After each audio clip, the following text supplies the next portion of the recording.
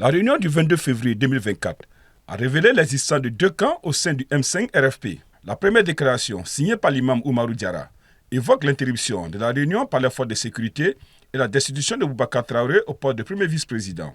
La seconde déclaration, émanant du Front pour la sauvegarde de la démocratie FSD, un membre du M5 RFP, se désolidarise de la première et suspend Maître Moutagatal, Ibrahim Silla et Paul Ismaël Boro de ses rangs. Pour paraphraser Issa Kaoudim, le M5 RFP est mort de sa belle mort.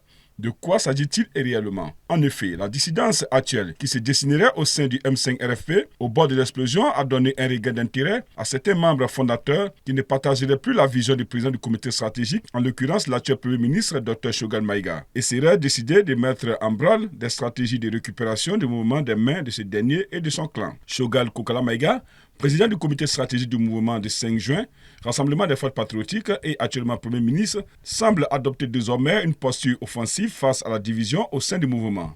Il y a des militaires qui veulent affaiblir le M5. Ne boudon, bebara minane ba bedon. A Kiamambe, Mboutokodo, Bougarignon, Bédé, toute la liste. C'est pas avec M5 qui a affaibli. Plus de M5 Mourouele Kana, qui a fouillé. Tout votre problème, c'est votre président. On ne connaît pas, est-ce qu'il va être président ou non? Donc pour l'affaiblir, il faut dire que vous ne voulez pas de lui. Donc quand il va être faible, il va venir se rendre.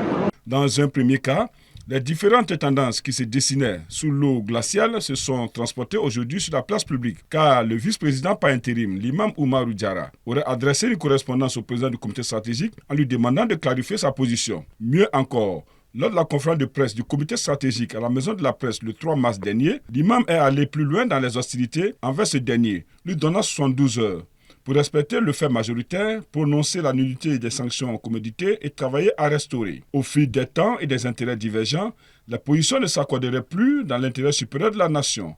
À la lumière de cette division qui se dessinerait au sein du M5 RFP, les représentants de ces structures et associations auraient difficilement l'occasion de résister au regard des influences extérieures exercées sur eux et de certaines décisions impopulaires du président du comité stratégique qui fragiliseraient du jour au jour la cohésion et l'union autour des valeurs cardinales incarnées.